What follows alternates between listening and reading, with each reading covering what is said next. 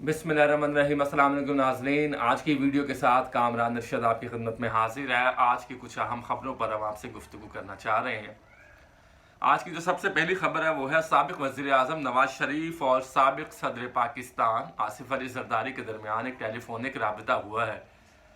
ये टेलीफोनिक राबता और ये किस वक्त हुआ है और इसकी टाइमिंग क्या है, ये बहुत ही दिलचस्प है, क्योंकि इलेक्शन अब आ चुका है और इलेक्शन में ये जो जमातें थी जो पीडीएम का हिस्सा रहीं, हुकूमत में शामिल रहीं, 16 माह की जो कारकर्दगी रही और वो कारकर्दगी जिसे सब ये समझ रहे थे कि ये कोalition गवर्नमेंट जिसमें सारी पार्टीज शामिल हो चुकी हैं, अब ये मुल्क का बेहतर करेंगी। चूँकि इमरान खान का दौर था उससे पिछड़ा और 16 माह की कारकर्दगी में इतनी बदतरीन कारकर्दगी कि इमरान खान की इतनी बदतरीन कारकर्दगी नहीं थी।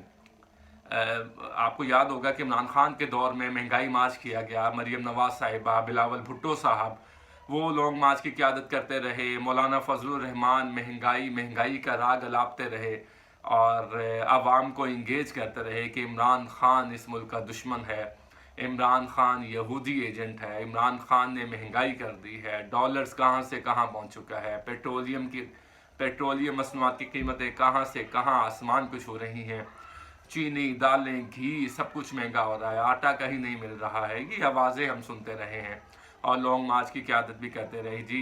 और लॉन्ग मार्च का नाम था, मुझे याद आया, महंगाई बचाओ मार्च।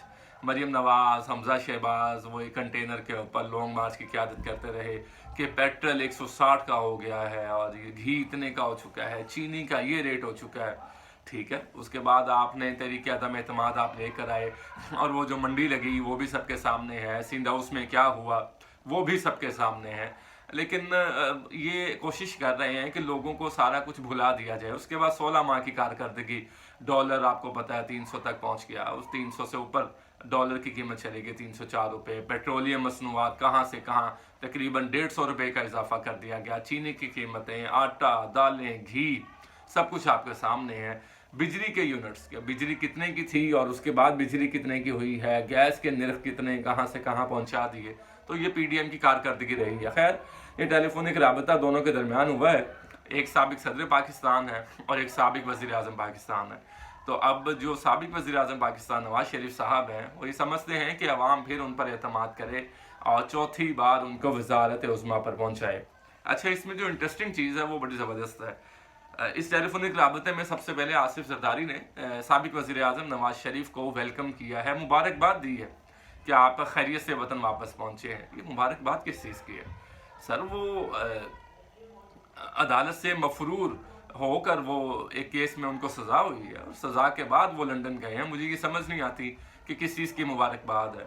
ये वो तमाचा है जो ये लोग आवाम के मुंह पर मारते हैं, ये वो तमाचा है जो आवाम भी खाती है कि हम उनके इस्तकबाल कर रहे हैं। किसी ने ये नहीं पूछा कि मियाँ साहब आप अदालत से सज़ा याफ्ता हैं और आप सज़ा आपको हुई और आप बाहर चले गए हैं, आप तो शेर हैं, आपका इंतखाबी निशान भी शेर है, शेर आए के नारे। तो शेर तो 4 साल के बाद आया। आप अपने भाई की हुकूमत में पाकिस्तान नहीं आए। आपने शहबाज शरीफ साहब ने गारंटी दी आपकी कि आप बीमार हैं, उसके बाद आपकी वहाँ सियासी मुलाकातें रहीं, दुबई में आप गए, उम्रा करने के लिए गए, लेकिन पाकिस्तान नहीं आए। तो ये जो पाकिस्तान के साथ हम मजाक करते रहे हैं, ये लोगों को अच्छी तरह से याद है।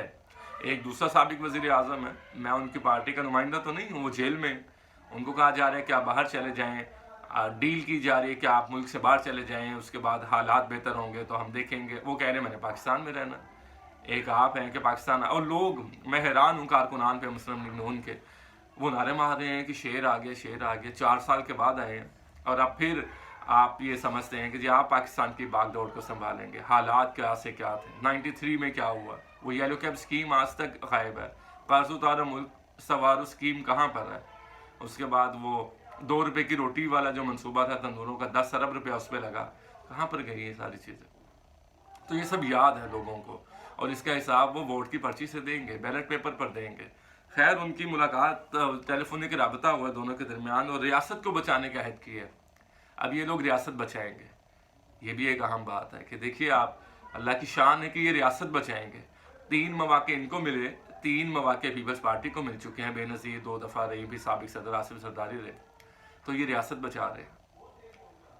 یہ خود کو بچاتے ہیں، ریاست نہیں ان سے بچی۔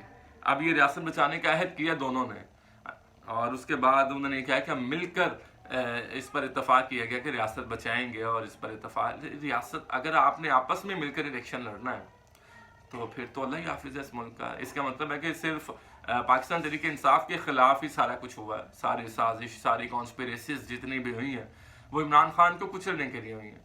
وہ تو جیل میں بیٹھے ہیں، جتنے سرویز آ رہے ہیں ان کا ووٹ بینک انکریز ہوا ہے، اور آپ کو معلوم ہے کہ ابھی تو امیدوار بھی نہیں مل رہے اور وہ جیل میں۔ سرویز یہ بتا رہے ہیں کہ پاکستان تحریک انصاف ہی برسر اقتدار آ سکتی ہے، حالانکہ بہت سارے لوگوں کو استحکام میں پاکستان کو مستحکم کرنے کے لیے استحکام پاکستان کی راہ دکھائی ہے، زبردستی سے ان کو شامل کروایا گیا۔ اور اب آپ کو پتہ ہے جو سابق اسپیکر نیشنل اسمبلی ہیں اسد کیسر، وہ بھی جیل میں ہیں، اور یہی کہا جا رہا ہے کہ جی آپ ان کا ساتھ چھوڑ دیں، استحکام پاکستان کو جوائن کر لیں۔ اور اسد کیسر کا ایک بیان بھی سامنے، انہوں نے کہا یہ جو گرفتاری میری کروائی ہے یہ پرویز خٹک نے کروائی ہے۔ اب پرویز خٹک نے کروائی ہے، یہ چیزیں کہاں جا رہی ہیں تو یہ سب کو معلوم ہے کہ ہونے کیا جا رہا ہے۔ خیر اگلی خبر ہے، نواز شریف نے پارٹی ورکر سے بھی آج ملاقات کی ہے، انہوں نے کہا معیشت کی بہتری ہماری اولین ترجیح ہے۔ شہباز شریف اگر اس گورنمنٹ میں تھے تو وہ آپ ہی کی حکومت تھے، وہ نون لیگ کے ہی وزیر اعظم تھے، آپ کے چھوٹے بھائی تھے جو پنجاب میں 3 بار وزارت اعلیٰ بھی انجوائے کر چکے ہیں، تو اس وقت تو معیشت کی بہتری آپ کی اولین ترجیح نہیں رہی۔ اب ایسے کون سی گیدڑ سنگھی ہے کہ آپ معیشت کی بحالی کریں گے، یا آپ کے پاس کوئی دین کا چراغ آ چکا ہے کہ جس کو آپ رگڑیں گے اور اس کے بعد معاشی طور پر حالات بہتر ہو جائیں گے؟ کچھ نہیں ہوگا۔ ٹھیک ہے آپ الیکشن میں جا رہے ہیں اور الیکشن میں نعرے بازی ہوتی ہے، الیکشن کے سلوگنز آپ بناتے ہیں کہ جی لوگوں کو موٹیویٹ کرنا ہے، لیکن اب لوگوں کو بے وقوف نہیں بنایا جا سکتا۔ جب آپ 90s میں وزیر اعظم بنے تھے اس وقت صرف پی ٹی وی تھا، اب پی ٹی وی نہیں ہے، اب سوشل میڈیا ہے، ایک بہت بڑا مین اسٹریم میڈیا ہے، تو لوگ آپ کو دیکھ بھی رہے ہیں، سن بھی رہے ہیں، سمجھ بھی رہے ہیں۔ نواز شریف صاحب نے تینوں ادوار میں ہماری معیشت کی بہتری کے لیے ہماری حکومت نے کام کیا ہے۔ کیا کام کیا ہے؟ یہ کام کیا ہے کہ 16 ماہ کی حکومت، جو ہم آخری چیز کو دیکھ لیتے ہیں نا، آخری گورنمنٹ کو دیکھ لیتے ہیں آپ کے بھائی کی جو وزارت عظمیٰ میں رہے ہیں، آپ یہ کہتے ہیں جی میرے دور میں بجلی کا یونٹ اتنے کا تھا، روٹی اتنے کی تھی، پیٹرول اتنے کا تھا، تو اس سے پہلے پرویز مشرف کے دور میں اس سے بھی سستا تھا۔ تو یہ تو کوئی کرائٹیریا نہیں ہے کہ جی آپ کے دور میں چیزیں سستی تھیں، اس سے سستی پرویز مشرف کے دور میں بھی رہی ہیں۔ تو یہ بھی لوگ سمجھتے ہیں کہ یہ کیا ہو رہا ہے۔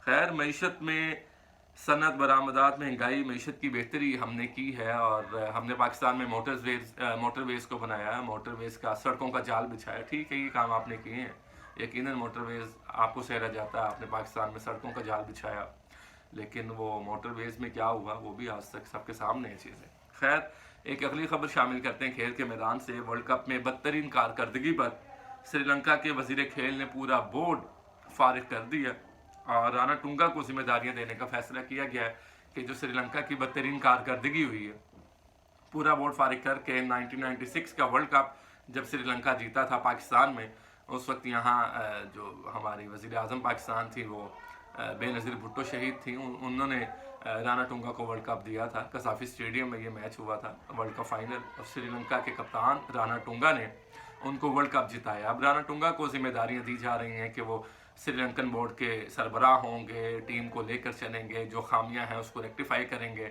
یہ وہاں کے وزیر کھیل ہیں، انہوں نے پورا بورڈ فارغ کر دیا۔ ہمارے ہاں ورلڈ کپ کے میچز چل رہے ہیں، پاکستان کو بوسٹ کرنا ہے، ان کو کانفیڈنس بڑھانا ہے، ان کو اعتماد دینا ہے، ان کو بیک کرنی ہے کہ ورلڈ کپ میچز ہیں۔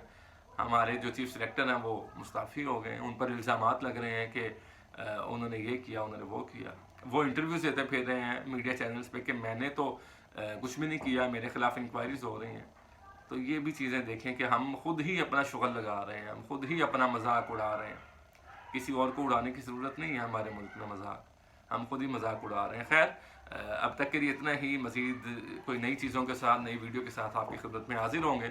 اپنا خیال رکھیے گا، اللہ حافظ۔